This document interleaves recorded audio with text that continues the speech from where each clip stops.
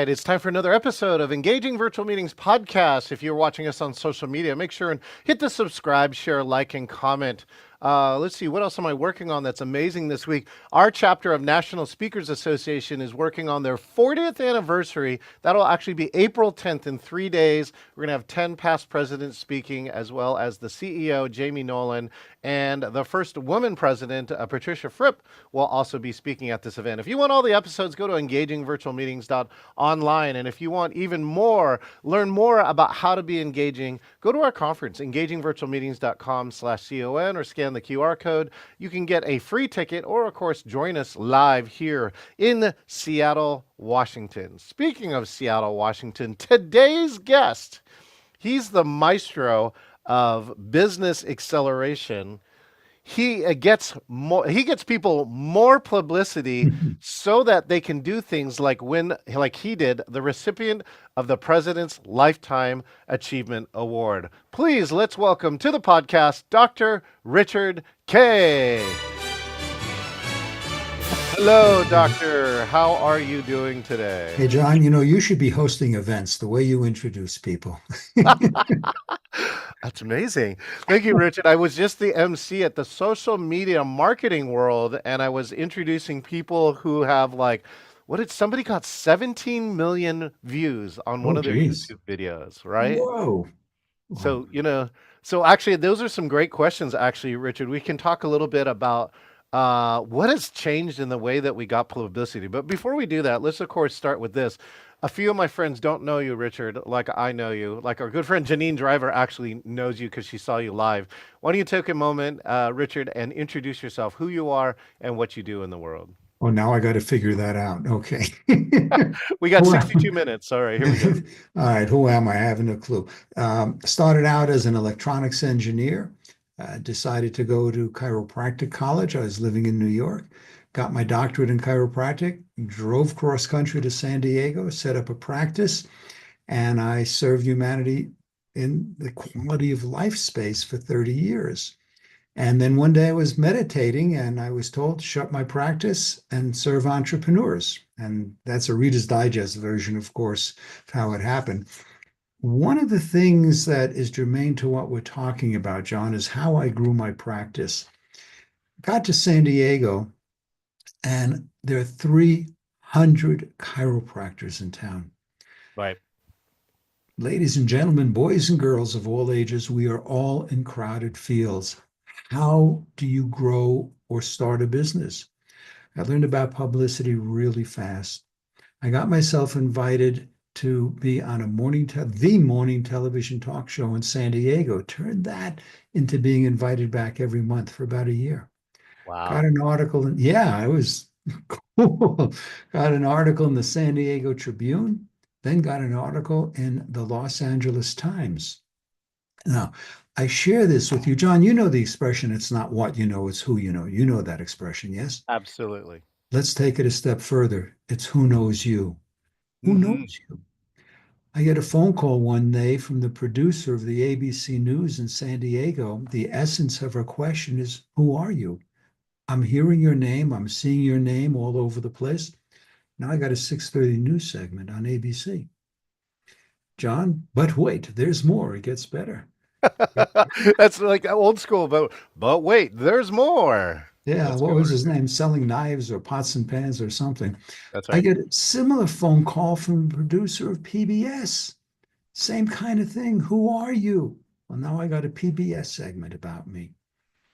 As you can imagine, now I'm here, the most visible chiropractor in the county, not just one of 300 other people. That's what publicity does for you, John. Genius. Well, thank you, Richard. And again, a fan of chiropractic here in Seattle, Washington. We have one of the top pediatrics. She does chiropractic on, smaller children and babies as one of her specialties. And Very cool. Well, let's talk about this meditation for a second, right? You meditate and then you get a message that says, shut your business down and do this other thing, right? Can you share a little bit more about that? Or Yeah, I'm meditating, and I kid you not, I heard, again, I'm giving you the Reader's Digest version, but I heard shut your practice and work with entrepreneurs. And I look around and there's nobody there. So 3 weeks later, John, Yeah. I shut it. I live in Taos, New Mexico now. I already owned 80 acres here. Excuse me. Already owned 80 acres here. Drove out with my then wife and been serving entrepreneurs. That's about 20 years now, working with entrepreneurs to help them grow their business so they can serve more people, because that's what it's all about. So now, do you trust what the voices in your head, the meditation, the intuition that come around with it? Because it sounds crazy in the moment, doesn't it? Totally crazy. It's insanity. Yeah. And that's the place to live. John, how many times have we heard, well, I know I'm supposed to go in this direction on this road, but I wind up making a turn that way. You don't know what accident you just missed or who you're going to run into. Yes, I have learned, and coming from an engineering background where it's prove it to me, to listen to the intuition, whatever you want to call it, the voices in your head or crazy, whatever, to Hmm. pay attention and stop trying to figure things out. Be in the moment, be present to what happens. You never know what's being revealed to you. Well, yeah, my path to entrepreneurship is very similar too. I was a software design engineer, and then kept getting these messages. Richard, I hung around with Tony Robbins for a while, right? And started working. And the message that I kept getting was, "I know I'm supposed to do something, I just don't know what it is." Yeah. And one guy, one coach who was we were both volunteering for a Robbins program. He's the only person who's ever in my lifetime said, "Give me a weekend, and I'll tell you exactly what it is." Wow. That's an enticing offer, right? Yes, it is. Now, I Yes. could have said no, right? Lots of us say no to Mhm, offers mhm. around this, but this one sounded like the right place, the right time. I flew to Huntington Beach in literally 48 hours, Richard. I had what I affectionately call the Jerry Maguire experience, which is Wow. I wrote the entire business plan for this company in 48 hours. And then I took this, what appeared to be for almost everyone else too, this right turn and said, stop being an engineer and start being I was a team building facilitator, is what I became. That was three passions in my life, Richard: technology, adventure, to create human change. You get it, John. Thank you. I knew there was a deeper connection. I knew Tony when he was still living in the castle in San Diego because Oh yeah, I lived in a place called Solana Beach. We were a yeah. couple of miles apart. Did my first UPW firewalk experience in the Embarcadero in San Diego. So Oh yeah, my. Mine was in San Jose, but he talks about that castle, and that castle was a manifestation too. He bought it when he did not have the resources to pay the rent. absolutely. And there's stories behind that and programs that came through. That's where we developed Date with Destiny. Yes. Yeah. So Genius. Well, one, genius. Well, let's talk a little bit more. So let's see. Let's see. Now you were probably working on this entrepreneur part. So, right, Richard, I think you might agree. I don't know how you might describe it, but to me, it was one of the world's biggest, largest worldwide pauses of all time, which was March of 2020, oh, right? yeah, Everybody's life changed in March of right. 2020. And it wasn't just locality, it wasn't just in a part of America, it wasn't like, in somewhere far off. This was happening universally around the world Mhm. in what must felt like I don't know. It's kind of like when what do we call that? The harmonic convergence when all the planets line up. It was a little bit like that. And I'm Yeah. just curious, what did you, Richard, do during that time, and how did you adapt to, what happened? The irony, John, is the bunch of us, you may be familiar with the Marketers Cruise with Captain Lou Edwards. We were on the Marketers Cruise the month before that in January, came home, Yeah. and the world shut down. Hmm. Now, in our organization, Top Talent Agency, and if you want to know what we do, it's toptagency.com. We were doing live events. Everyone was doing live events. Everybody. And all of a sudden, it's as if the world stopped. You can't do that. And let's not get into the politics and all the stuff about vaccines and all that. How do you pivot?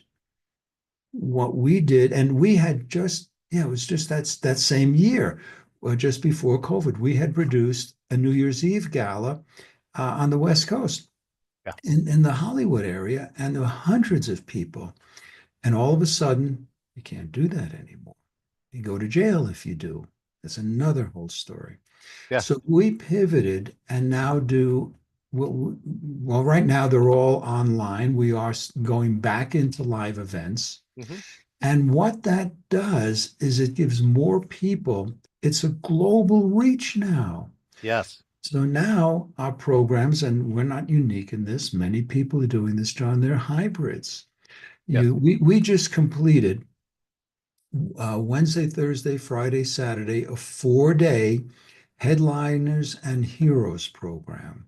Hmm. And some of our guests were Lisa Nichols, Sharon Lecter, you may or may not know. She's co-creator of Rich Dad, Poor Dad.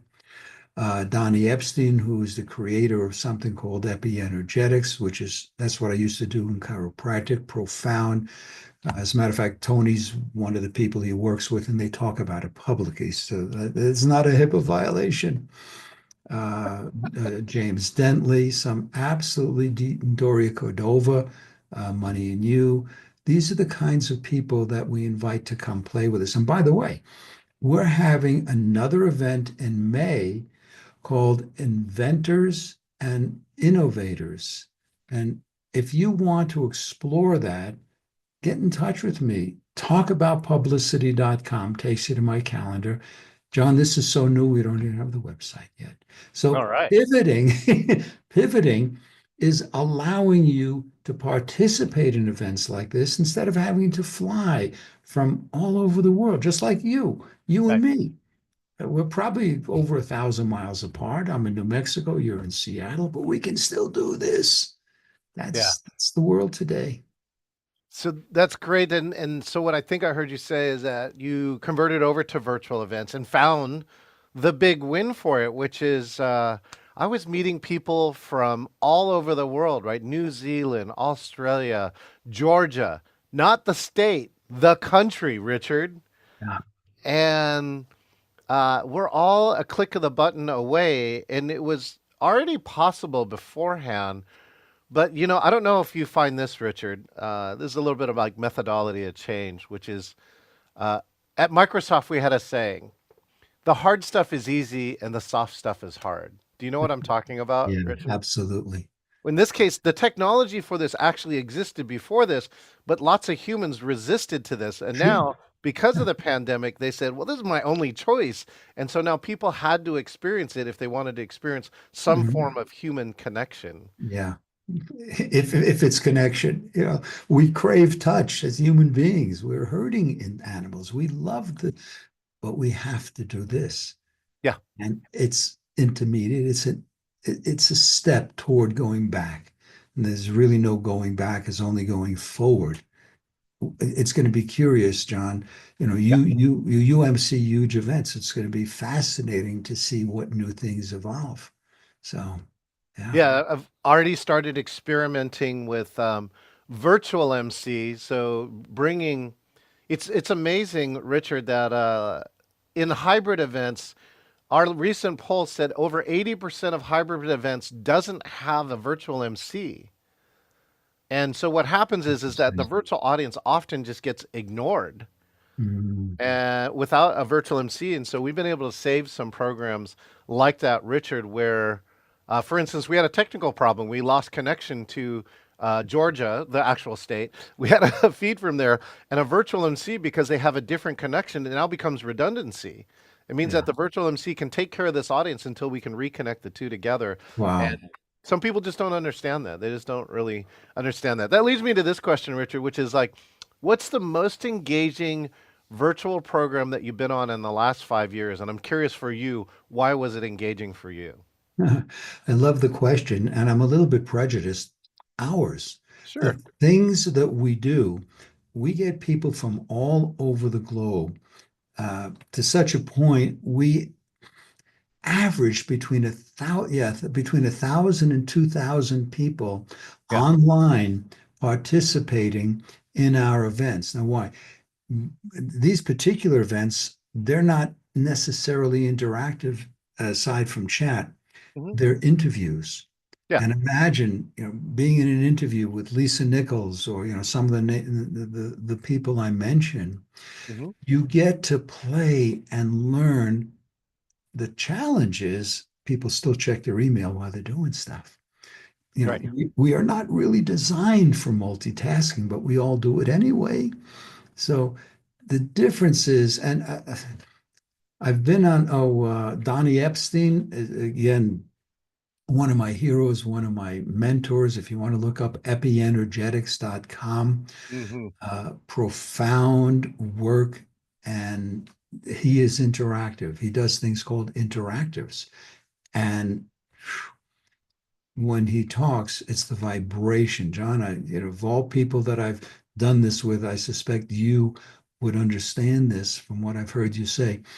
The vibration of the words, the message transmission between the words, it's like, whoa, you feel it. You feel it. So, uh, and I do a lot of different events. You and I, we think we met on some networking events. Those are nice. Uh, but when you get to play with very high level people, it changes everything. So I think there's something here too, Richard. Like one of the top keynotes for me in the last 5 years was Elizabeth Gilbert. Do you remember that book, Eat, Pray, Love? Remember that it Mhm, turned into a movie? So I Julia. actually got to be the producer for her, and she did something I have not seen in 5 years, which is that 38 minutes into this keynote, somebody chats and says, I feel like I'm having a one on one with Elizabeth Gilbert at an Italian cafe, Wow. right? And then I look over at the participants list and it's like, there's 650 people logged in. And Richard, there are some parts I think that are science and that we can teach. And I still think there's some parts, especially in this virtual, that are art, right? There are some people, like what you're talking about in this vibrational part.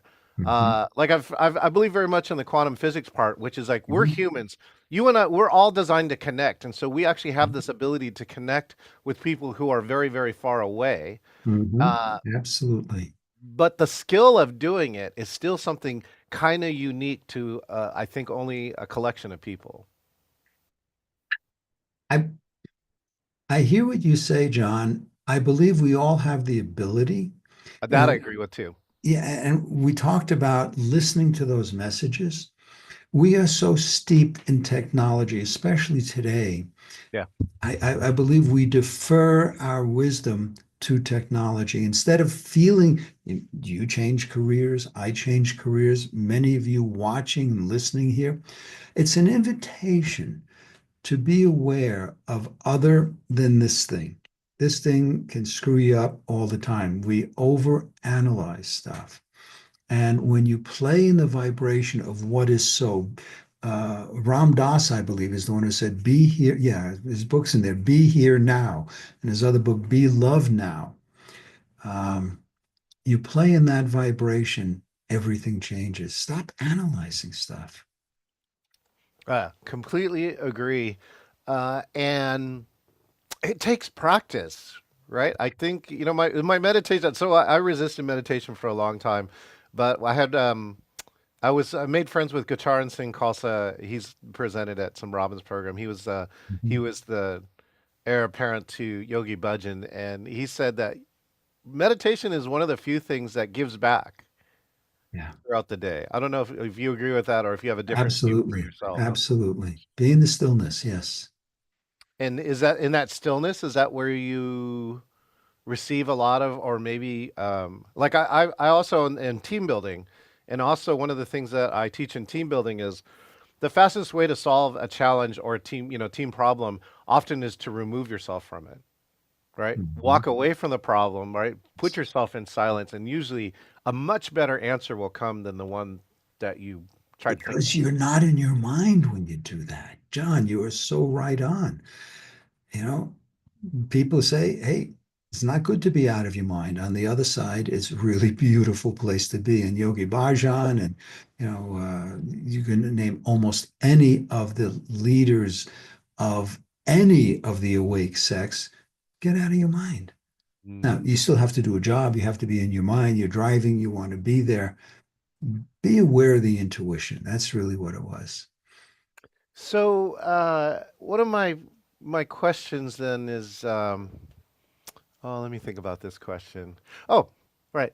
A lot of speakers I've been working with have trouble speaking from their heart Mhm. because there's too much in their mind. What advice would you give them, Richard, based on your experience? Years ago, people were telling you to memorize your speech, and it's one of the worst things you can do. You don't need a teleprompter. Yeah. Speak from your heart. Allow stuff to come through you. Practice being present. And it goes back to earlier parts of the conversation. Allow that intuitive hit. Learn. There are myriad people, John being one of them, you can work with to learn how to know where you're going. And before we came live here, one of the things I said to John is take this conversation wherever you want. Nice. John, you do a lot of these. I'm interviewed a lot on these things.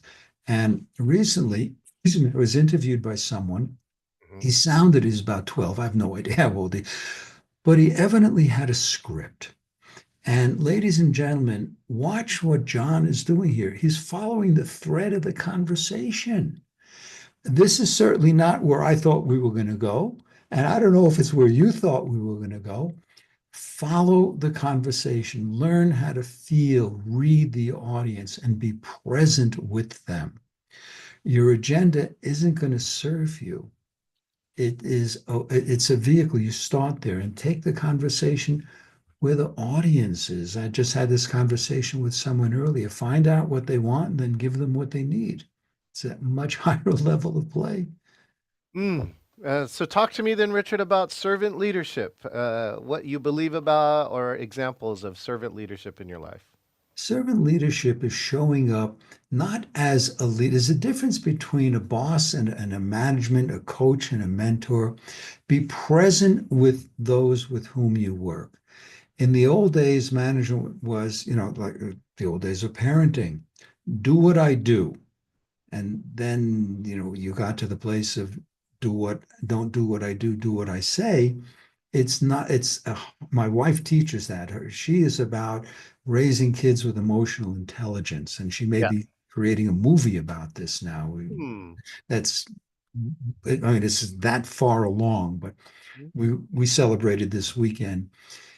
Raising kids is the same thing as raising a company. Be present to them. Yeah. Harsh discipline doesn't work. It used to. Well, that was the model. Coach and mentor. The mentor is there for you to follow. The coach is, hey, do it this way. It may not be your way. It may not be your way. Follow. How do you serve people? Show up more in service. You don't ever want to be the one who sucks the lifeblood, sucks the oxygen out of the room. Show up and serve people. I'm going to give you a totally different example. Here's Ooh. one of the ways we serve people. This is publicity. This is a publication. Yeah. Most of you know who this lady is. Nicole Kidman. Yes. That's a client on the other side. Ooh. Feature articles, major advertisers in these kinds of we don't know who's on the front. Is it our client or is it Nicole? And I've got a whole stack of magazines here that do the same thing. It's showing up to be why? Because that's what we do. It's showing up to be in service. What would it mean to you to be featured in a magazine? And that was the Los Angeles Tribune. I've got the New York City Independent here. Yeah. We've got a dozen of these kinds of magazines. When people come to us to get publicity, which is different than PR, by the way, Mm. most people don't know what's available. Right. So, they know what they want, and I go back to an earlier comment, we give them what serves them better. We give them what they really need. So I know it's a little, divergent there, John. It's showing up what you can do to serve people. Well, I call my term for a little bit what you just showed too, Richard, is what I call brand drafting. And what I mean by that is that Nicole Kidman has a gigantic brand. And so if you can associate yourself, right, with that brand somehow, Mm-hmm. you can attach, a part of yourself to her brand, which is well established when Yes. you might not be. And so you use that power of relation or power of proximity, I think, to benefit you by saying, "Look, I was on the cover next to Nicole Kidman, et cetera, et cetera." And we just put Lisa Nichols, many of you know Lisa Nichols, Yes. on the cover of one of these magazines. And what is it like to be attached to Lisa? And she was a keynoter at my event last week. Everybody loves Lisa. You are so right on, John. Some people say guilt by association. This is branding by association. Yeah. Right. And that's what this stuff does. I was in the magazine with Lisa or Nicole or somebody. Very cool. Yeah, you get it. Well, our good friend Nicole, who is in Arkansas having to deal with some floods, says she appreciates this and it says, be present and listen. And Irma Perone says, hello on Facebook. So we have some good friends watching and listening Cool. along with us. You know, this question too, then, Richard, right? You meditate and listen to your intuition. I want to know what your intuition says about the next 5 to 10 years. What do you see from your seat, right, that is coming down the pike? If I knew that. Indoor plumbing, it's going to be big, right? Yeah, yeah. What do I see in the next 5 to 10 years?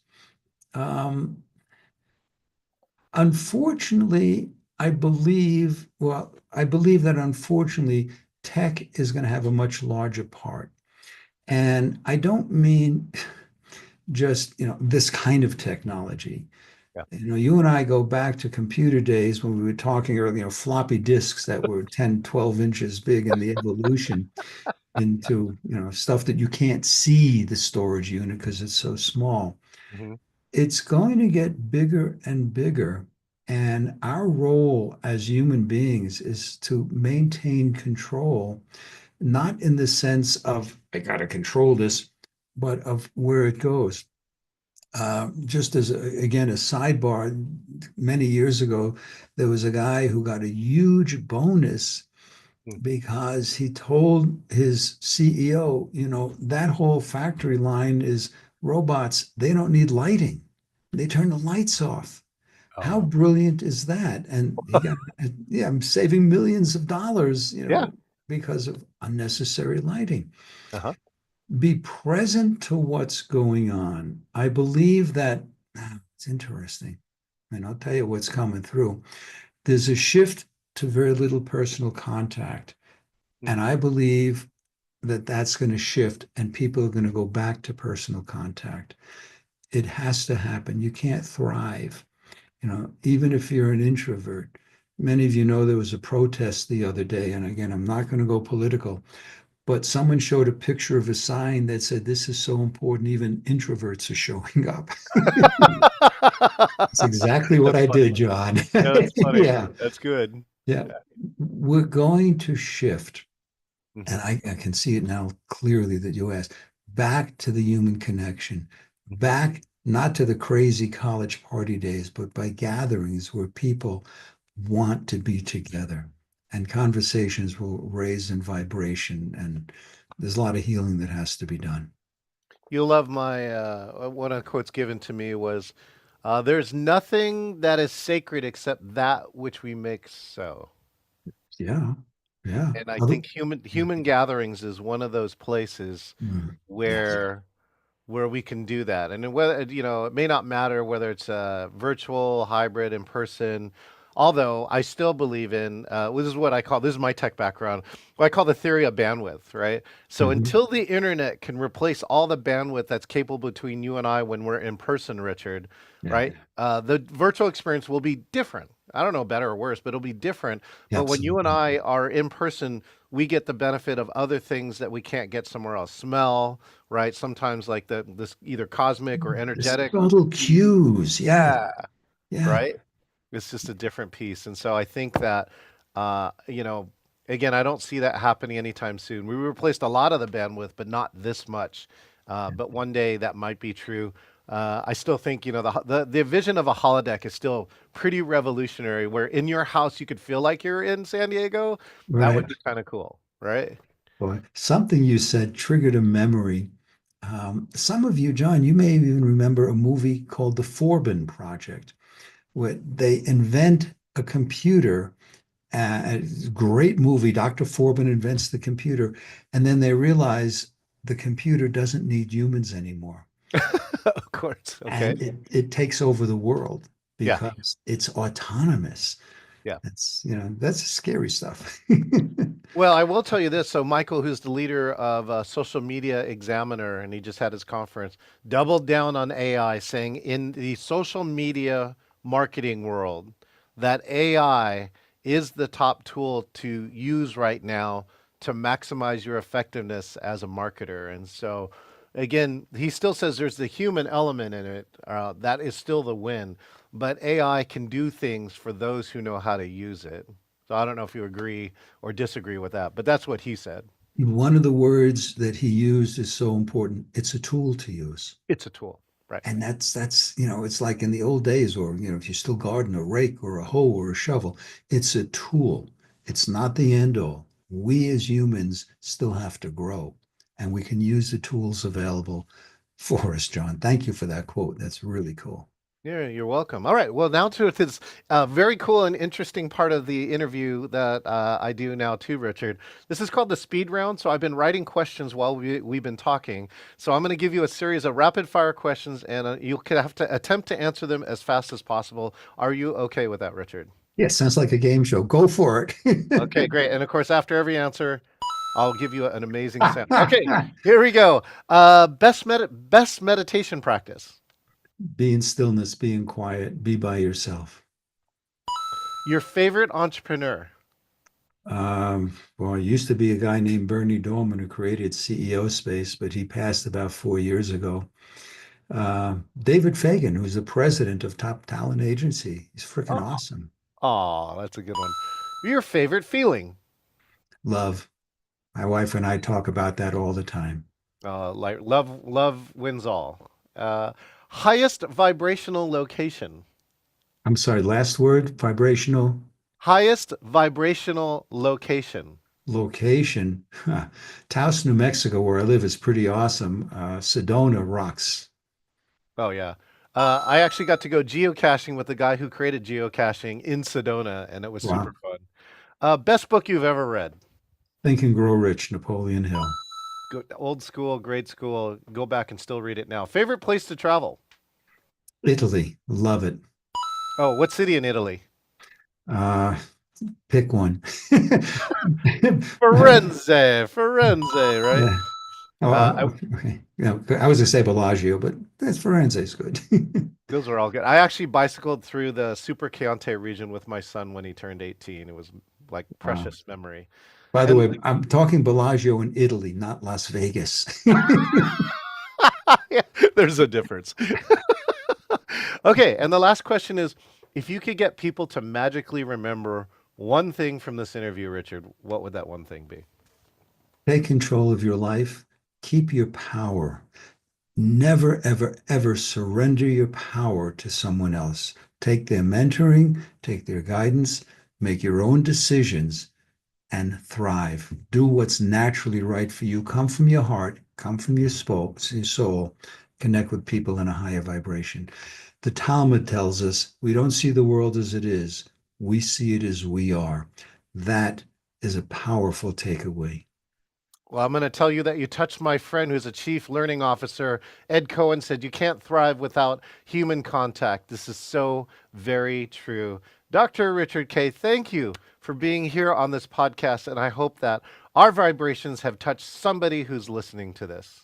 John, I just want to invite people again, if you want to get in touch with me to explore how you can reach top talent on magazines and books, talkaboutpublicity.com, set up a call. Let's And play. and we put it here on the notes for every podcast. You can actually get Richard's link on there. Click that link and go check out Richard's work. Richard, thank you so much. Thank you, John.